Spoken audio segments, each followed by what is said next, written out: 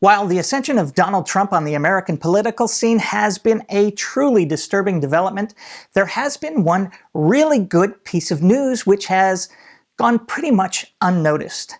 The near-death experience of the so-called religious right in American politics. This is the movie they'll make once they've returned. This year's Republican presidential primary featured no less than 9 guys, all proudly proclaiming Jesus as the love of their afterlife. Ted Cruz, Marco Rubio, Ben Carson, Jeb Bush, Rick Santorum, Mike Huckabee, Bobby Jindal, Scott Walker, and Rick Perry all would have taken a bullet for Jesus.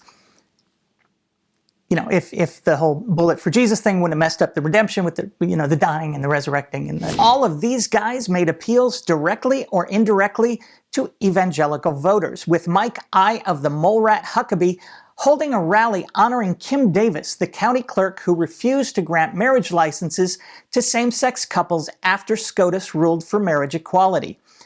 Kind of ironic, I think, since each of these guys were in this weird bromance with some guy named Jesus.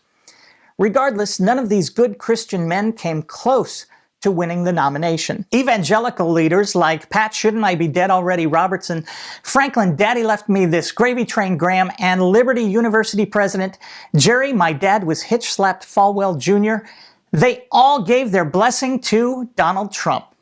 A man who admitted that he'd never really asked for God's forgiveness. A man who said that the Bible was his favorite book, but then referred to Paul's second epistle to the Corinthians as 2 Corinthians, and then had not the slightest clue why the audience was giggling at him. Even folks on the religious right who had previously said terrible things about Trump are backing him now that he's the Republican Party nominee. My old buddy, Dennis Prager, the defender of all things Judeo-Christian, a man who has spent his entire life talking about morality, public decency, and values, a man who spent the better part of the spring and winter hammering away at Donald Trump, saying he is unworthy of being president, and if you defend Donald Trump, it's Republican first over morality, over decency, over everything. Well, for Mr. Prager, Trump is the nominee now, so guess what?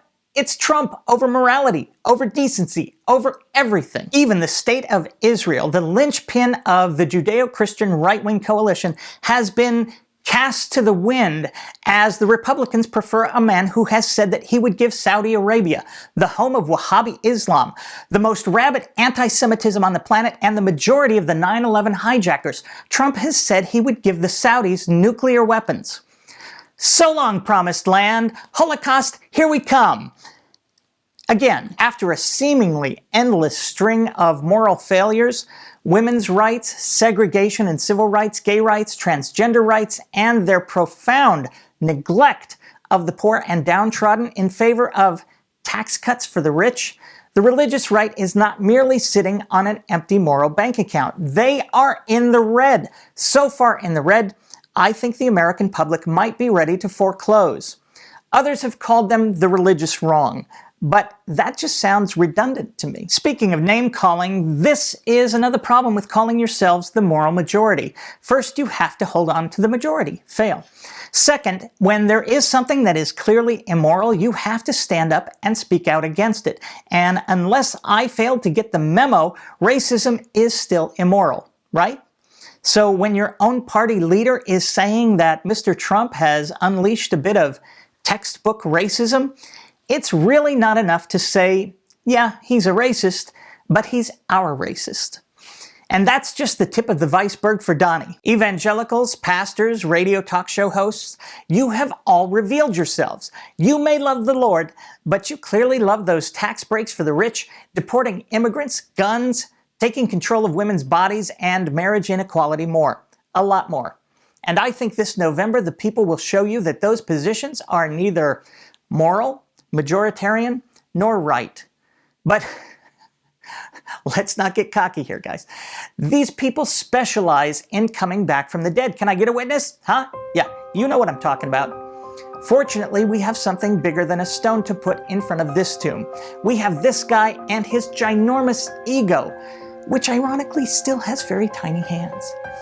But I think this time Donnie's going to bury the religious right so deep they'll be waking up to breakfast with Beelzebub. Or have they already done that to themselves?